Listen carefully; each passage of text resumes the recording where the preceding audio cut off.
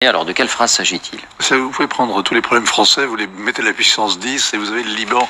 Donc Michel Aoun, vous le voyez là, il est dans son palais à Baabda, puis il répond à l'interview de deux confrères libanais. On va malheureusement pouvoir l'entendre, mais il a fait un exercice de communication de crise le plus lamentable qu'on puisse imaginer et qu'on n'ait jamais entendu.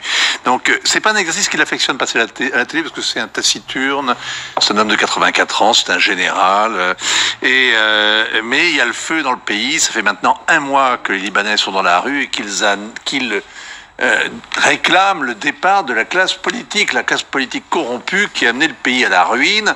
Et le slogan, c'est qu'ils partent et qu'ils partent tous.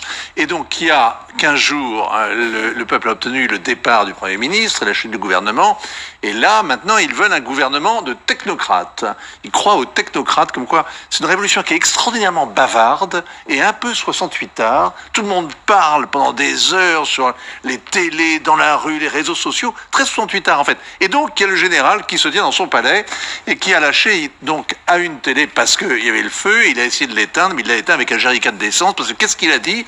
Il a dit, vous voulez les indépendants? Mais ça n'existe pas, les indépendants au Liban. Où voulez-vous que je les trouve? Sur la Lune?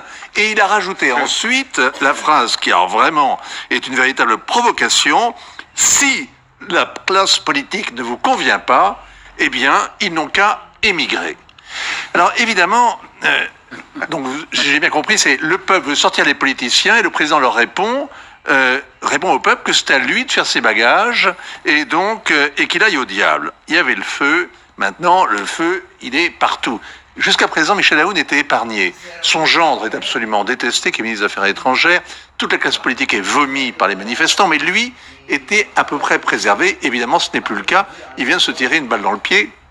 Et désormais, il y a des manifestants qui bloquent les routes qui mènent au palais de Baabda, à la colline de Baabda, et qui réclament évidemment sa démission. Pourquoi est-ce qu'il a fait ça? Bon, d'abord, il y a l'âge, c'est une raison suffisante.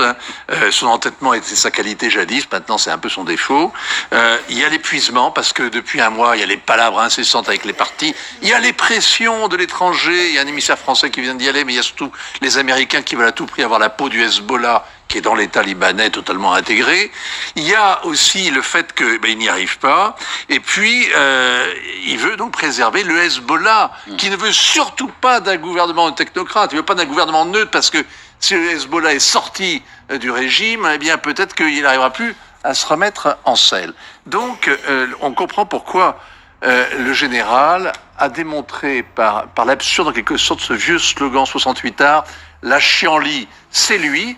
Et donc, c'est le général, aujourd'hui, absolument détesté. J'ajoute que ça rappelle quand même, j'ai cherché dans la mémoire, j'ai pas trouvé de citation plus lamentable sur le plan politique, sauf peut-être celle de Jean-Jacques Rousseau qu'il prêtait à une princesse imaginaire et que les révolutionnaires ont attribué à la pauvre reine Marie-Antoinette.